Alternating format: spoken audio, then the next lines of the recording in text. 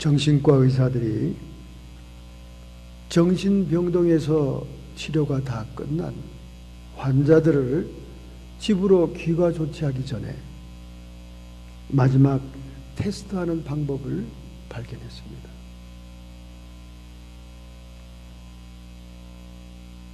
세면소에다가 환자를 집어넣습니다. 그리고 홍건히 물이 젖어 있는 바닥을 닦으라고 걸레를 몇 장 줍니다.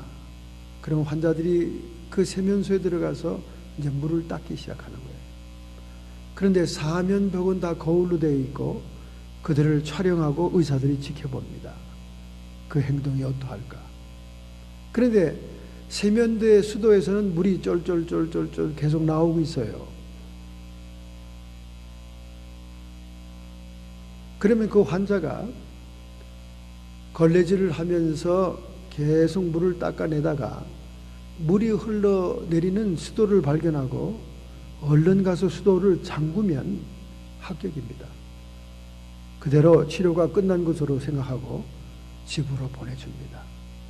그런데 졸졸졸 흐르는 수도를 보지 못하고 계속 걸레를 갈아가면서 물만 닦느라고 땀을 흘리는 환자들은 아직도 치료가 더 필요한 것입니다. 정신과 의사들이 이런 테스트로 환자를 치료가 끝났다, 치료가 아직 남았다 판단하는 것은 환자가 원인을 추적할 수 있는 능력이 있는가, 원인을 볼 수 있는가를 판단해서 그들의 치료가 끝나고 안 끝난 것을 결정하는 것입니다. 여러분, 우리가 하나님의 말씀을 배우고 말씀의 은혜를 받으면서 계속 창세기의 선악과로 돌아가는 것은 인간의 모든 문제의 원인을 규명하기 위해서 그런 것입니다. 상담하는 자들이 너절한 모든 삶의 얘기를 듣고 있습니다. 정말 상담자들의 그 세상살이 모든 얘기를 듣고 있다 보면 인내의 한계를 느낄 때가 있습니다. 저는 처음 만난 사람 처음 한 번은 그의 홀 스토리를 들어줍니다. 우리 원장 목사님이 막 목사님 짜증나죠. 그 듣기 힘들죠. 저 어저께 밤늦게까지 들은 얘기 목사님한테 또 오늘 몇 시간 동안 하는 겁니다. 그 제가 얘기했습니다. 원장님, 저한테 한 가지 법칙이 있는데요. 처음 만난 환자, 처음 만난 사람 첫 번째는 홀 스토리 다 들어줍니다. 근데 두 번째부터는 제가 커트를 하고 절제를 시키죠. 처음엔 다 들어줘요. 왜 들어주느냐? 그 사람의 문제의 루트 코스를 추적하기 위해서 그래요. 이 사람이 이와 같은 상태에 있는, 이와 같은 문제에 있는 근본 원인이 무엇일까? 그것을 추적하기 위해서 하는 겁니다. 질병 걸린 사람들은 여러 가지 원인으로 질병이 옵니다. 자신이 직장생활하고 노동생활하는 것이 너무나 자기 몸에 지날 때, 육체가 감당이 안 되는 한계가 왔을 때 육체의 피곤으로 병이 오기도 합니다. 그렇게 온 병인지, 또는 집안의 청소나 몸 단정이나 이 모든 것에서 위생적인 문제로 온 병인지, 그 원인을 추적하기 위해서 그들과 대화를 합니다. 또는 그 병이 배후의 악한 영들의 배후의 세력에 의해서 온 것인지, 아니면 대인관계, 인간관계가 파괴되고 친척, 일가 친척, 시어머니, 고부간의 갈등이고 장서간의 갈등에서 오는 그런 질병인지, 모든 나타난 현상에 대한 원인을 규명하는 것은 그 문제를 철저하게 해결하는 중요한 단서가 되는 것입니다.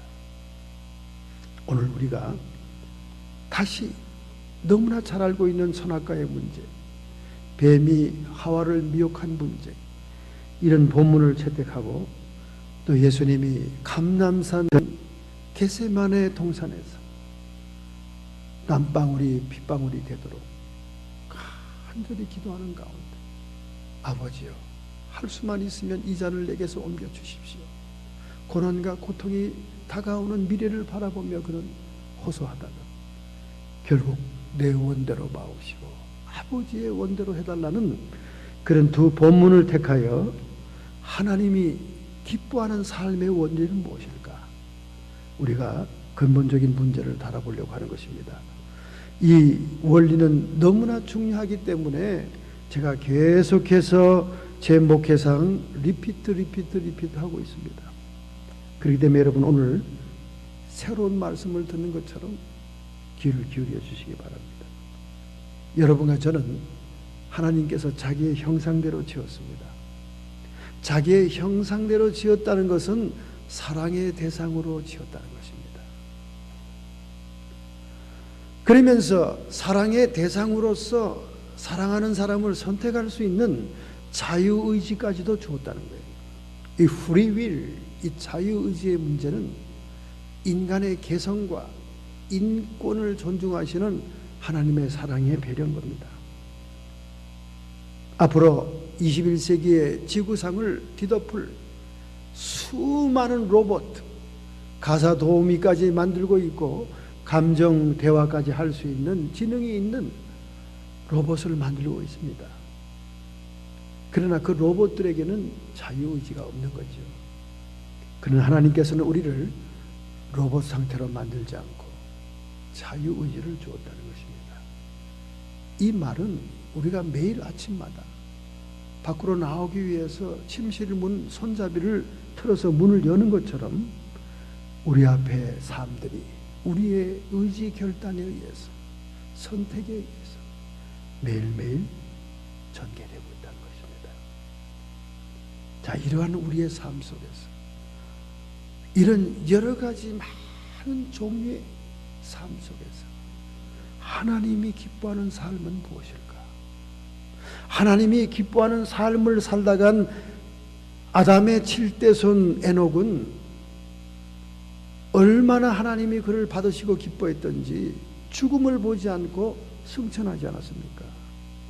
물론 이것은 장차 예수님이 재림하실 때 만백성 만성도들이 주님을 영접하기 위해 공중으로 휴거하는 모습의 모형이 되었습니다마는 에녹은 65년 동안은 자연인으로서 살다가 그 후에 300년은 하나님을 기뻐하는 삶, 하나님과 동행하는 삶을 살다가 하늘나라로 죽음을 보지 않고 승천을 한 인물입니다. 그러면 성경에 그런 인물이 쓰여 있다면 오늘 우리도 그와 같은 삶을 살 수 있다는 거예요. 에녹은 어떻게 그렇게 살았습니까? 그런 65세에 무투 셀라라는 자식을 낳았다고 제가 여러 번 소개했습니다. 무드셀라.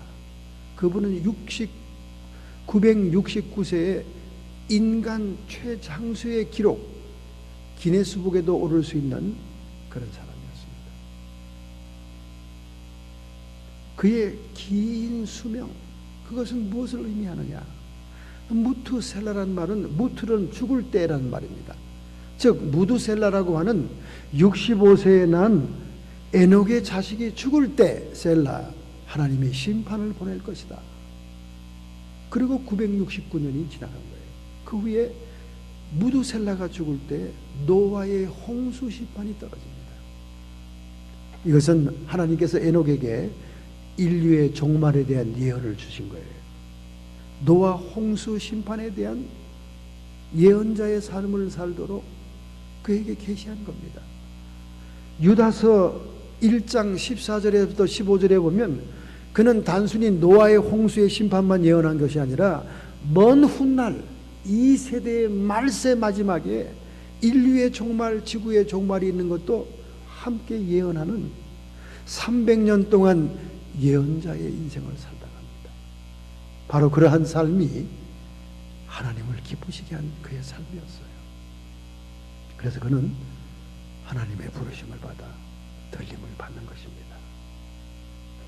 자, 그러면 우리는 이 에녹처럼 하나님을 과연 기쁘게 할 수 있는 삶을 살 수 있을까? 이런 삶은 어떤 삶일까? 창세기 3장 6절을 보겠습니다. 창세기 3장 6절. 여자가 그 나무를 본즉 먹음직도 하고 보암직도 하고 지혜롭게 할 만큼 탐스러운지라 한 나무인지라 여자가 그 실과를 따먹고 자기와 함께한 남편에게도 주매 그도 먹은지라. 선악과 사건이지요. 하나님이 말씀을 통해 먹지 말라고 명령한 나무입니다. 금단의 열매를 뱀으로, 교활한 뱀으로 왔던 사탄에 의해서 미혹을 당하는 거지요.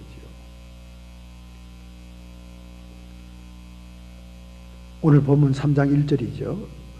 여호와 하나님이 지으신 들짐승 중에 뱀이 가장 간교하더라. 뱀이 여자에게 물어 가로되 하나님이 참으로 너희들로 동산 모든 나무 실과를 먹지 말라 하시더냐. 이 뱀이 얼마나 교활합니까? 하나님이 금지한 나무는 선악과 뿐입니다. 보기에 좋고 먹기에 좋은 모든 나무를 아담과 하와에게 주었어요. 근데 뱀이 여자에게 질문할 때는 과장되게 질문하는 겁니다. 모든 나무 실과를 먹지 말라 하더냐. 이것은 하나님이 째째하고 인색하다는 이미지를 넣기 시작하는 거예요. 여러분, 일단 뱀이 역사하게 되면 하나님마저도 품위를 손상시키는 겁니다.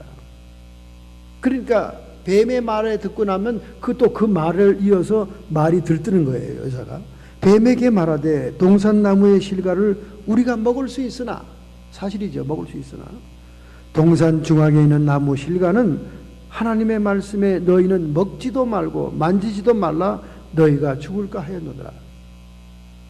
뱀이 부추기는 말에 들떠가지고 말 한마디를 보태지 않습니까? 만지지도 말라고 그랬다. 만지지 말라는 얘기는 안 했어요. 뱀이 부추기는 말에 들떠가지고 한마디 더 첨가한 거예요. 여러분에게 누가 전화가 오고 누가 막 옆에서 속삭질하면 그 말에 같이 들뜨게 됩니다. 이게 인간의 속성이에요. 말 하나 더 붙입니다. 만지지도 말라고 했다. 너희가 죽을까 하느라. 실제로 중요한 말, 정령 죽을 것이다. 진짜 죽는다는 말은 쏙 빼고 죽을까 하노라. 죽을지도 모른다. 이렇게 아리까리하게 말을 돌려버립니다. 뱀이 여자에게 이르되 너희가 결코 죽지 아니하리라. 여자가 흔들리니까, 아리까리해지니까 딱 뱀이 단언해 주는 거예요. 안 죽는다. 안 죽는다. 그 하나님이 거짓말하는 사람이 된 거죠. 하나님은 나무의 실과를 먹지 못하게 하는 인색한 사람이 된 거죠. 이 사탄이 이렇게 하나님의 모습까지도 해치는 거예요. 손상하는 겁니다. 너희가 그것을 먹는 날에는 너희 눈이 밝아 하나님과 같이 되어 선악을 알 줄을 하나님이 아십니다. 이제는 하나님이 시기 질투하는 사람으로 전락을 시키는 거예요. 네가 그것을 먹는 날에는 네 눈이 밝아질 것이다. 눈이 밝아지긴 했죠. 인간이 마귀에 의해서 미혹된 자의식이 형성됐습니다.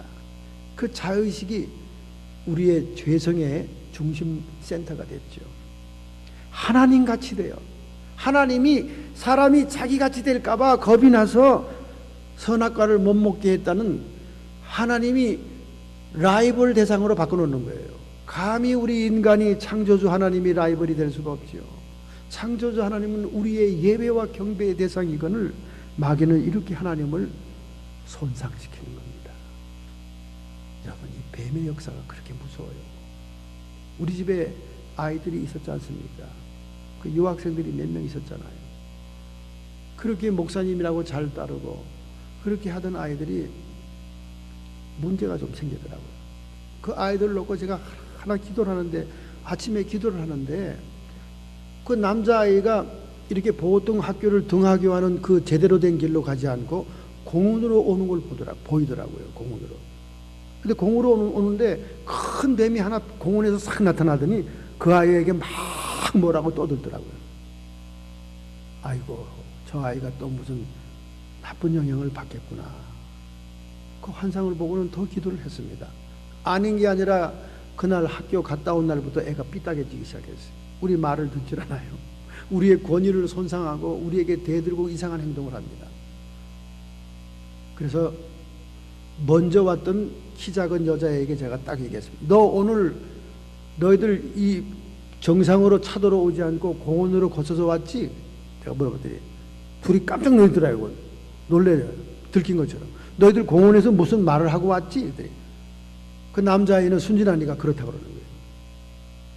네가 저 여자의 말을 듣고 너 지금 마음이 상한 것이다. 뱀의 역사입니다. 뱀의 역사. 뱀이 이렇게 교활해요. 똑같은 말도 똑같은 상황도 교묘하게 뒤틀어서 얘기를 해서 상대방으로 하여금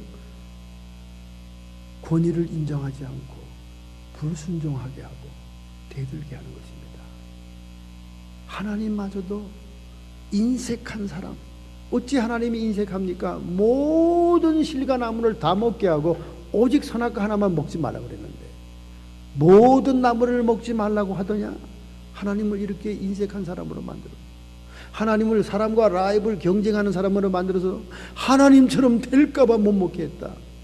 이 뱀이 이렇게 무서운 거예요, 여러분. 그래서 이런 뱀에게 미혹당하지 않는 것이 가장 안전한 길입니다, 여러분. 안전한 길. 이렇게 마귀의 미혹을 받아 선악과를 따먹음으로 인류는 선악의 원리에 의해서 살게 되었습니다. 정말 마귀의 말처럼 인간은 눈이 밝아졌죠. 자의식을 갖게 되었습니다. 그리고 뭐 어떻게 됐습니까? 하나님과 같이 되어 선악을 알 줄을 하나님이 아십니다. 인간 스스로가 선악을 분별하고 판단하는 자가 된 겁니다. 하나님 같은 창조의 능력, 전능한 능력을 가지고 있으면서 선악을 판단한다면야 공의롭고 괜찮은 거죠. 모든 전후 사정을 다 재고 전지전능한 능력으로 꿰뚫어 보면서 선악을 판단한다면 그거는 괜찮은 거죠. 그런데 인간이 타락한 상태에서 스스로 선과 악을 판단하는 사람이 됐다고 말해요. 하나님 같은 능력이 있지도 않으면서 자기 스스로 판단했다고 말이죠. 그래서 우리 사람들이 선악을 판단하는 걸 가만히 보면 자기에게 이익이 되면 선입니다. 자기에게 편안하면 선이에요. 자기에게 좋으면 선입니다. 그리고 자기에게 불리하거나 희생이 되거나 자기에게 이익이 안 되면 그건 악입니다. 아주 언페어한 판단을 하게 되는 거죠. 이런 선악의 원리가 인간에게 들어왔어요. 그래서 창세기 3장 22절에 삼위일체 하나님이 서로 독백하는 얘기가 나옵니다. 보라, 이 사람이 선악을 아는 일에 우리 중 하나같이 되었으니. 우리 중 하나, 삼위일체 중에 하나가 누굽니까? 심판주 예수님 같이 되었으니. 모든 선악을 판단하는 심판주는 예수 그리스도예요. 그 예수님 같이 되었으니 생명나무를 따먹을까 겁이 난다. 그래서 천사를 파송해서 못 먹게 화형검으로 울타리를 치잖아요. 그게 무슨 말입니까? 예수님처럼 하나님처럼 공의로 판단하는 능력도 없으면서 인간이 스스로 자기가 판단자가 되어 선악을 판단하는 상태에서 생명나무를 열매를 먹으면 마귀처럼 영원히 변하지 않는 악한 존재가 되겠기에 생명과를 막은 거예요. 자기 스스로 판단하면서 자기 스스로 옳다고 그러다고 여기는 사탄처럼 존재가 될까봐 생명나무를 막은 거예요. 인류를 먼저 구원하고 난 다음 생명나무를 먹게 해야 되기 때문에 그룹 천사를 보내서 화형검으로 그것을 막은 겁니다. 여러분, 오늘날 여러분과 저를 잘 살펴보세요. 얼마나 우리가 똑똑한 존재입니까? 우리가 얼마나 인생의 경험이 많습니까? 이제 나이가 들면 들수록 고집이 세지고요. 나이가 들면 들수록 남의 말 듣지 않습니다. 내 경험이 최고고 내가 살아온 길이 최고입니다. 저도 그런 걸 보고는 깜짝깜짝 놀랄 때가 있어요. 그래서 나이가 들면 들수록 우리 손자나 젊은 사람들의 말을 들어주면서 이 새로운 문물과 새로운 생각, 사고방식들을 받을 마음이 있어야 된다고 말이죠. 보라, 이 사람이 선악을 아는 일에 우리 중 하나같이 되었다. 예수님 같은 능력이 없으면서도, 예수님 같은 판단력이 없으면서도 스스로 예수님의 자리에 앉아 선악을 판단하는 존재가 됐다고 말입니다.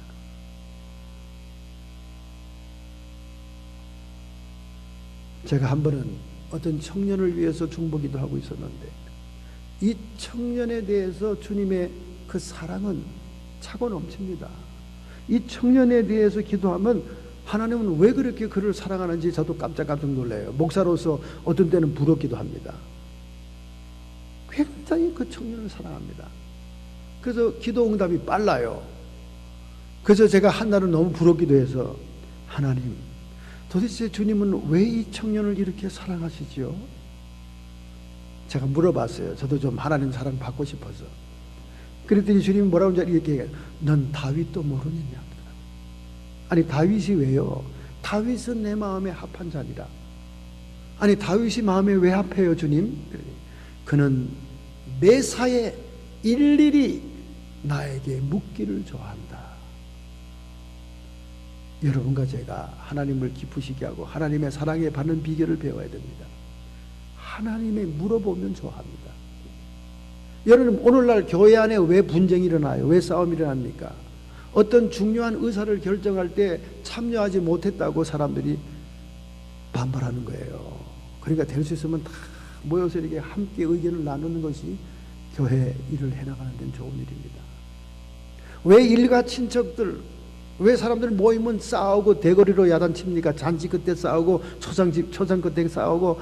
아니, 친척들이 왜 모이면 왜 그렇게 싸울까요? 이유가 있죠. 한국은 가부장제도, 아버지와 장남으로 연결되는 제도라 장남이 모든 걸 다 결정해 버리는 거예요. 그럼 동생들은 소외감을 느끼는 거예요. 아니, 형님, 이렇게 중요한 문제는 온 가족의 의사를 좀 물어봐야 되는 거 아닙니까? 우리가 언제까지나 어린아이들이에요. 머리가 다 큰 성인들인데 우리 의사를 좀 물어보고 결정하셔야지. 이런 일로 싸우는 거예요.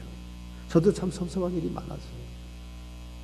형님이 전화로 한 통화로 해서, 야, 이번에 이런 일이 있다. 어떻게 할래? 너는 어떻게 생각하니? 이렇게 물어주면 얼마나 감사해요. 어느 날 보면 모든 일이 다 결정돼 가지고 일방적인 통보로 편지를 딱 옵니다. 돈은 얼마 내고 뭘 어떻게 해라. 그 이번 추도식은 어디서 결정되고 어디서 모인다. 이야, 참 섭섭합니다. 그리고 그런데 참여하고 싶지 않더라고요. 왜 그렇습니까, 여러분? 의사 결정 과정에서 소외됐기 때문에. 그런데 이런 성품이 하나님께 있더라니까. 하나님도 소외되면 싫어해요. 다윗이 전쟁에 나가거나 무슨 일이 생길 때마다 선지자를 통해, 제사장을 통해, 자신의 기도를 통해 하나님의 의사를 묻는 거예요. 하나님, 제가 이번에 전쟁에 나가야 됩니까? 나가라. 내가 내 적들을 내 손에 붙이리라. 이런 응답을 받아야 전쟁을 한다니까요. 아하! 하나님은 마마보이를 좋아하네. 하나님이 마마보이를 좋아하는 게 아니라 잠언서의 말처럼 3장 6절의 말처럼 하나님은 범사에 자신을 인정하는 사람을 좋아합니다. 할렐루야. 왜 그런 줄 알아요? 창세기의 원인이 있는 거예요. 우리가 교만해서 모든 판단과 결정을 내가 다 해버린다, 그 말이야. 마귀의 미혹을 받은 원죄의 속성입니다, 이게. 선악을 내가 구분하는 거예요. 하나님이 끼어들 틈이 없고 끼어주지도 않아. 내가 어련히 알아서 경험이 많은데 잘 결정할까 봐 그러세요.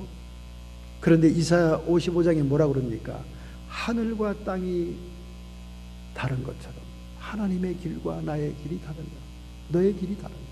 하나님의 생각과 너의 생각이 다르다. 우리는 당연히 내 경험상, 내 이성의 판단상, 내 의지의 선택상 하나님도 그렇게 생각하겠지. 막연하게 그렇게 생각하면 안 된다는 거예요.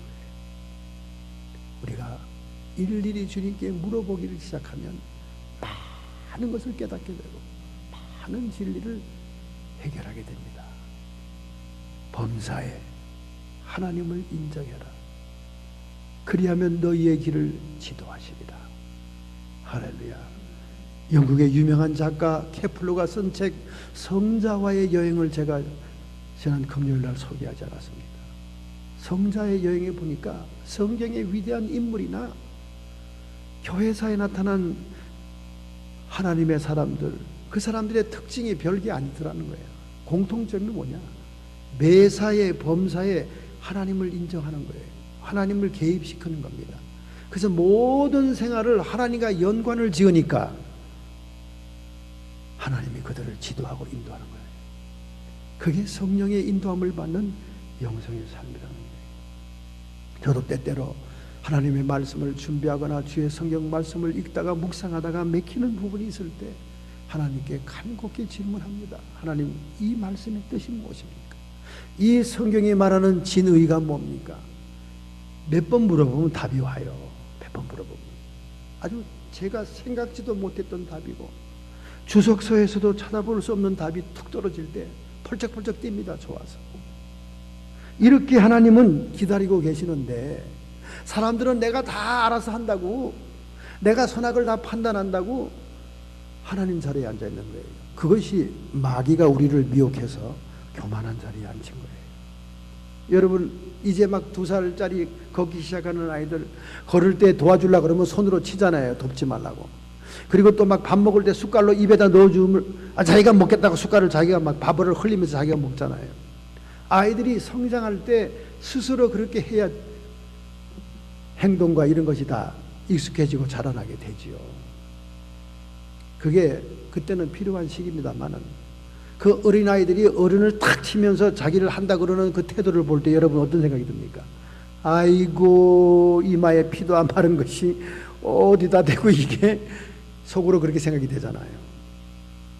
바로 우리가 우리의 삶을 스스로 선악을 판단하면서 의지의 결단을 내리는 걸 볼 때 주님이 그렇게 혀를 차는 겁니다.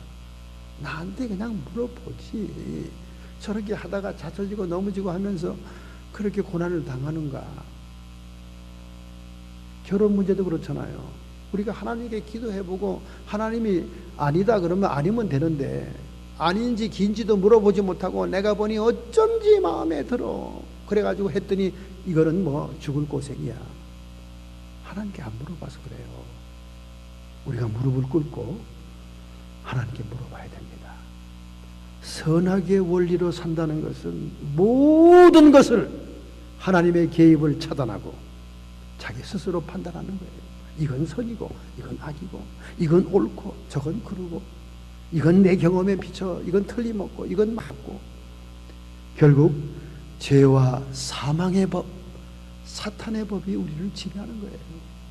거기는 사망만이 우리를 끌고 가는 겁니다.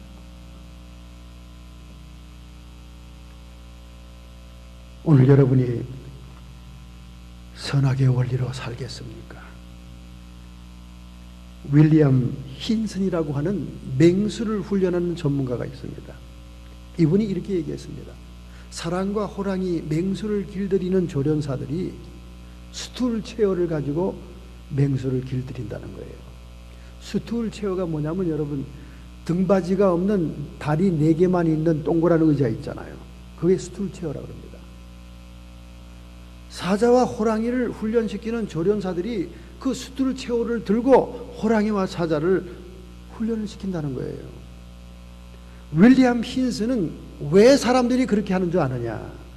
그렇게 하면 맹수를 훈련시킬 수가 있다는 거예요. 왜 그런지 아십니까? 그냥 맨몸으로 들어가거나 단순한 물건을 가지고 호랑이나 사자를 조련시키려고 하면 그들의 눈이 조련사에게 집중이 되고 단순한 물건에 집중이 되면 맹렬하게 달려들어서 괴롭힌다는 거예요. 그런데 이 스툴 체어는 다리가 4개잖아요. 다리가 우선 많으니까 이 사자와 맹수의 눈이 헷갈린다는 거예요. 막 다리로 가고 막 다리를 봤다가 한 다리 봤다, 2다리 봤다, 3다리 봤다, 4다리 봤다, 조련사의 얼굴을 봤다, 조련사의 손을 봤다. 신경이 흩어진다는 겁니다. 이게 신경 마취 작용을 한다는 거예요. 이 신경 마취 작용은 신경작용의 분사 현상으로서 맹수들을 무기력하게 만든답니다. 힘이 쪽 빠지게 만든다. 바로 이 원리가 사탄이 쓴 원리예요. 동산 중앙에 있는 선악과 그냥 주목하지 않고 주의하지 않으면 그냥 하나님의 말씀을 순종할 수 있습니다. 별스러운 나무가 아니라고 생각이 되기 때문에. 그런데 간교한 뱀의 모양으로 온 마귀는 그 선악과 나무에만 집착하게 하고 집중을 시킨 겁니다. 그게 사탄의 전략이에요. 오늘 여러분과 저를 괴롭히고 선악의 원리로 살게 하는 사탄의 전략이 뭔지 아세요? 여러분이 어떤 하나에게 그냥 집착하도록 만드는 거예요. 어느 하나에게 빠지도록 만드는 겁니다. 많은 종류의 사람을 대해봅니다. 어떤 사람은 도박 중독이에요. 지난주에 만난 분도 20대부터 여자분인데 술, 담배를 다 하면서 도박에 중독이 된 사람. 지금 40 후반이 됐는데도 도박장을 못 떠납니다. 그리고 온몸에 병이 왔는데도, 아스마가 와서 에머전시에 가는데도 도박장을 못 떠나요. 그 아스마의 원인이 뭡니까? 도박장의 자욱한 담배 연기. 왜 그랬을까요? 마귀가 그를 도박에 집요하게 집착하게 하는 거예요. 어떤 사람은 이성에게 집착하게 합니다. 어떤 사람은 자기 명예, 감투에 집중하게 합니다. 그냥 나이가 들면 한인회 회장이나 뭐 임원하겠다고 감투를 쓰겠다고 그냥 패를 갈라가면서, 회의를 갈라가면서도 야단 법석이잖아. 마귀가 집중시키는 거예요. 막 그래가지고 신경을 무기력하게 만들어서 거기에 빠지도록 한 것이 바로, 여자가 그 나무를 본즉 먹음직도 하고 보암직도 하고 지혜롭게 할 만큼 탐스러운지라. 자꾸 거기다 포커스를 주니까 그것이 아니면 아니라고 생각이 되는 거예요. 그러니까 이 젊은 나이에 이성을 만나면 말이죠, 아무리 부모들이 반대해도 그 여자가 아니면 자기는 평생을 못 살 것 같은 생각이 드는 거예요. 그래서 막 부모 반대도 무릅쓰고 뛰어나가 결혼했다가 불행한 가정들이 많잖아요. 여러분, 선과 악의 원리는 하나님이 기뻐하지 않습니다. 오늘 여러분과 저의 판단은 지극히 불안정하고 공의롭지 못합니다. 우리는 뒤에 눈이 없어요. 그래서 입체적으로, 4차원적으로 판단할 수 있는 그런 능력이 없습니다. 능력이 없어요. 얘기가 길어집니다만은, 절간으로 향하는 산길에 어떤 여자가 누워 있는데 그 위에 젊은 중이 엎드려져 있는 거예요. 그러니까 주지스님이 출타고 왔다가 막 소리를 지른 거예요. 내 이놈 당장 내 방으로 찾아오라고. 어디서 벌건 대낮에 아녀자를 겁탈하고 있냐고 막 소리를 지른 거예요. 당장 이 절간을 떠나라고 막. 그랬더니 이 젊은 중이 사정을 얘기합니다. 도사님이 오시다가 먼 발치에서 제가 여자에게 엎어져 있는 걸 봤겠지만 저는 인공호흡을 하고 있었습니다. 아니, 그 여자가 왜 인공호흡이 필요한데? 제가 숲속을 산책하고 있는데 나무에 목을 메고 있는 거예요. 그래서 얼른 가서 목을 풀었더니 숨이 남아있어서 인공호흡을 했던 겁니다. 그 순간 도사님이 지나가다 날 본 거예요. 여러분, 사람의 속사정을 따져보면 이렇다니까요. 근데 겉모양으로 봐가지고는 연판 벌건 대낮에 아내자를 겁탈하는 모습이죠. 우리 인간이 본다는 것이 보는 게 아닙니다. 이게 4차원적으로, 영적으로, 입체적으로 모든 입장을 이해하면서 봐야 판단의 자료가 되는데, 여러분과 저의 판단의 자료는 너무나 쉬우신 거예요. 선악의 원리는 하나님이 기뻐하지 않습니다. 그럼 하나님이 기뻐하는 삶의 원리는 무엇입니까? 누가복음 22장 42절에 나옵니다. 누가복음 22장 42절. 가라사대 아버지여, 만일 아버지의 뜻이거든 이 잔을 내게서 옮기옵소서. 그러나 내 원대로 마옵시고 아버지 원대로 되기를 원합니다. 에덴 동산, 에덴이의 뜻은 기쁨의 동산입니다. 하나님과 교제가 있고 하나님과 대화가 있을 때는 기쁨이 있었어요. 그러나 그들이 선악과를 따먹음으로 에덴의 동쪽으로 추방을 당합니다. 낙원에서 쫓겨나죠. 낙원에서 쫓겨난 우리 인간을 예수님이 대속하기 위해서 똑같은 비슷한 동산, 겟세마네 동산으로 갑니다.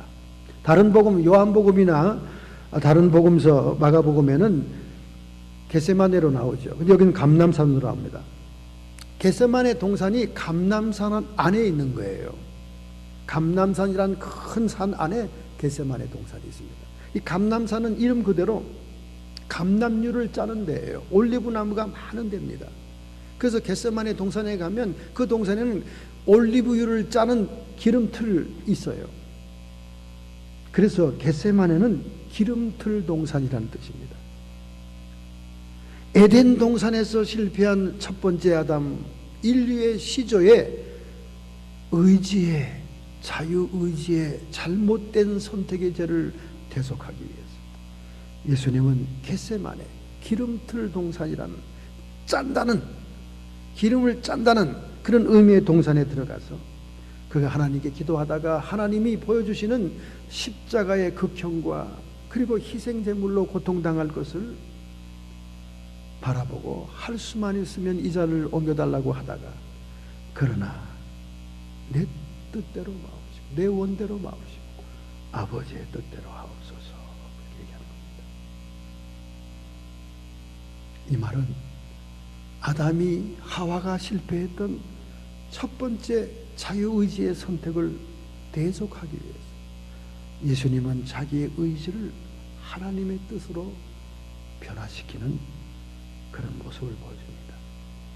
그것이 얼마나 힘들었던지 땀방울이 핏방울이 되었어요.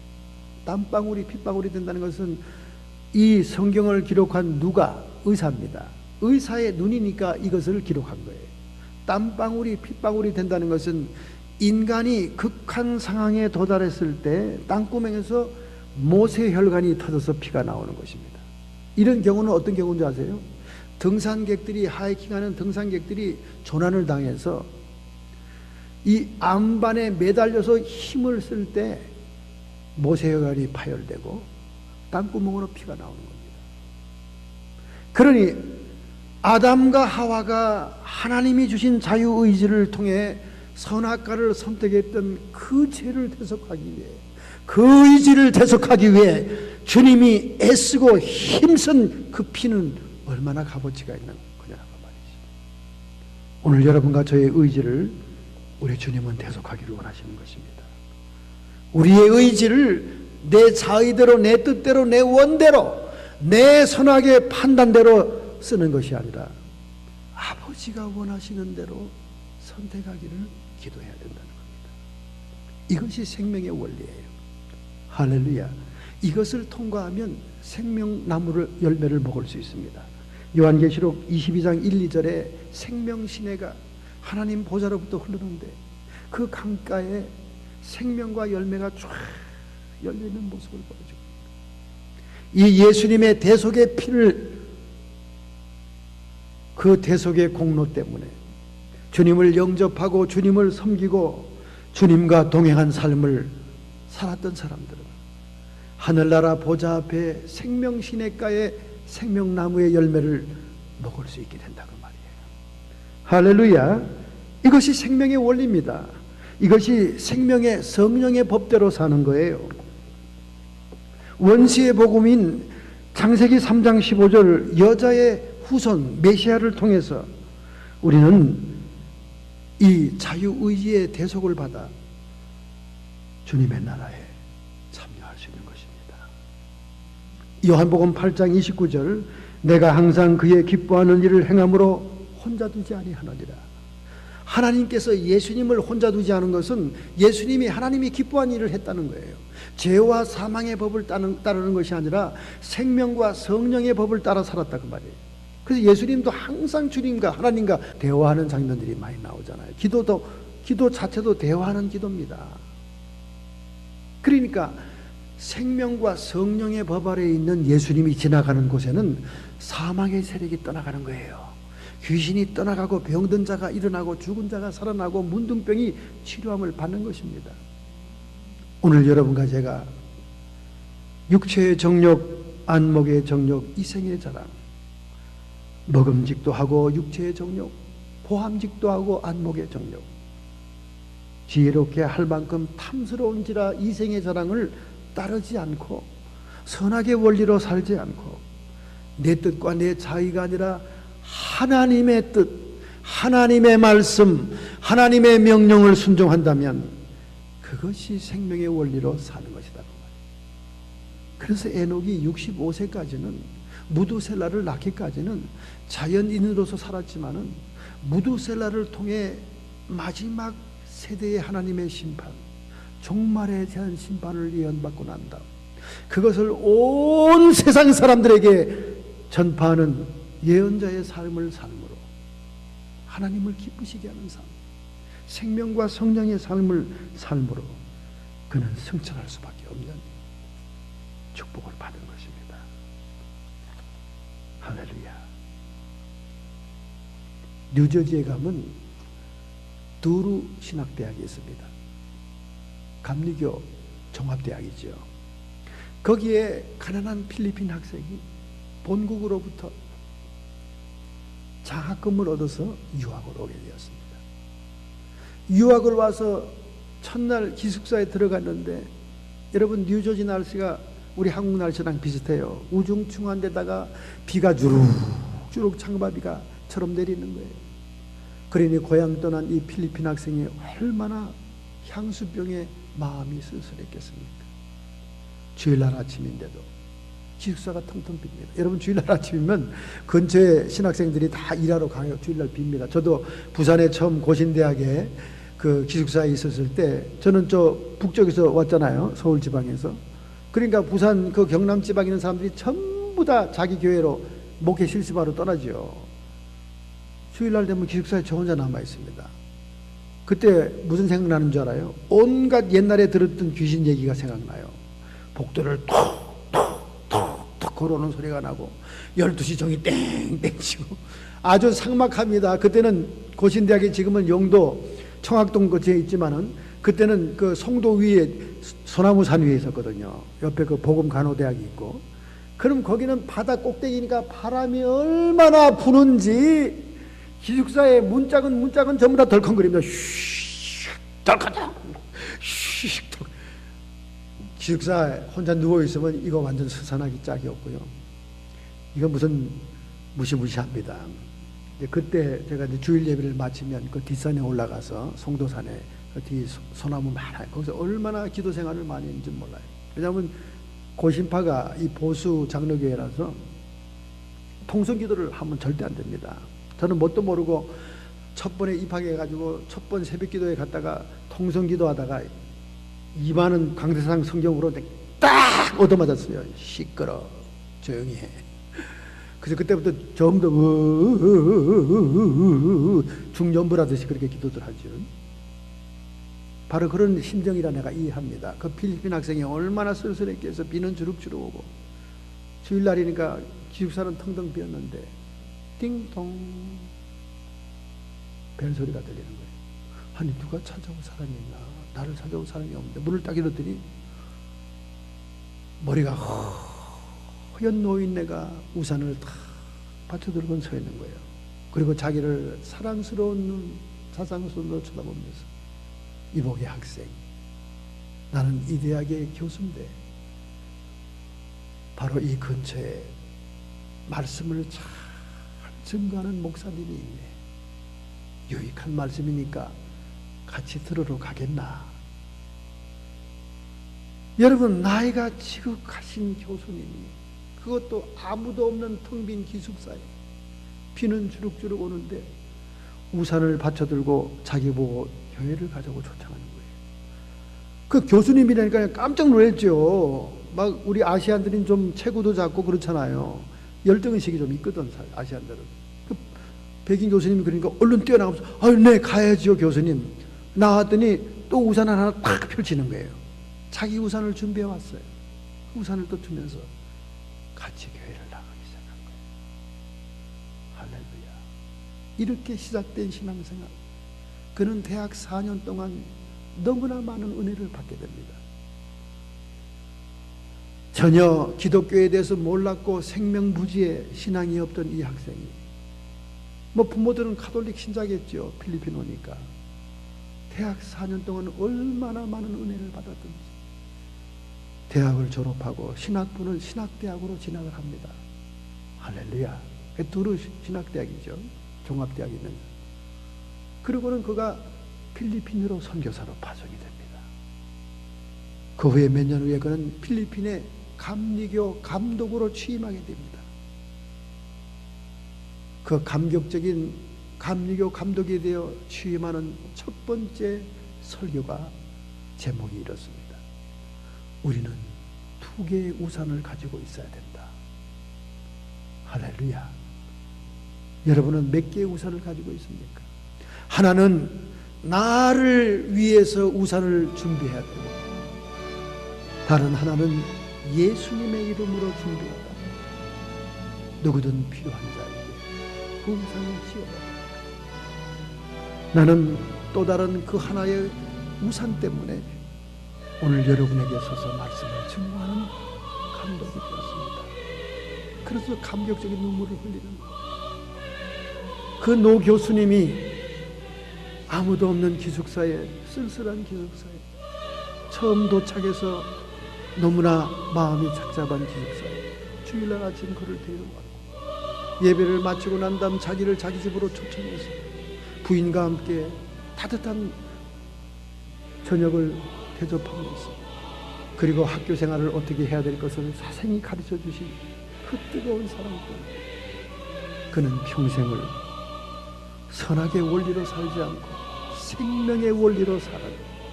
생명의 통로가 된 하나님의 종으로 바칩니다. 오늘 여러분과 제가 이렇게 주님이 기뻐하는 삶,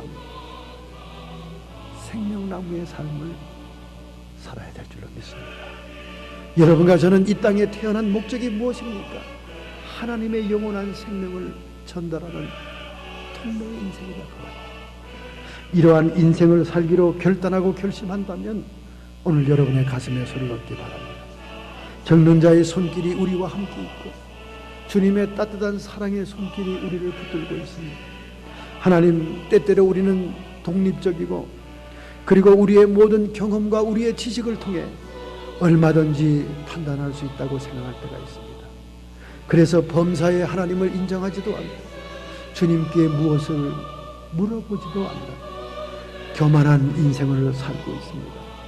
하나님, 우리의 이 약함을 용서해 주시옵시고 앞으로는 내 원하는 대로 내 욕구대로 살지 않고 하나님의 뜻을 성취하며 하나님의 뜻을 이루기 위한 순종의 삶을 살게 하여 주옵소서. 나를 위한 우산도 필요하지만 예수님의 이름으로 예비된 그 다른 우산을 통해 다른 사람들에게 영원한 생명을 전달하는 우리의 생애가 되게 주시옵소서.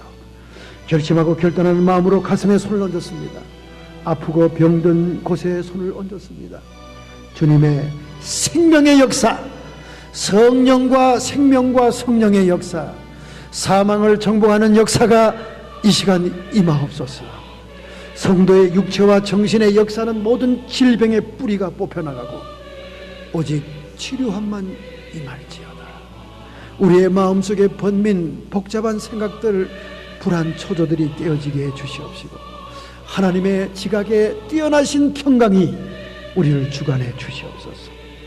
악한 마귀 사탄 귀신의 세력들은 교활한 뱀처럼 끊임없이 우리를 미혹해 들어오고 우리를 집착해 하고 집념케 하고 혼미케 할 때가 많이 있습니다. 하나님, 이 모든 것을 떨쳐버릴 수 있도록 오직 주의 생명으로 충만케 해 주옵소서. 예수님의 이름으로 감사하며 축복하며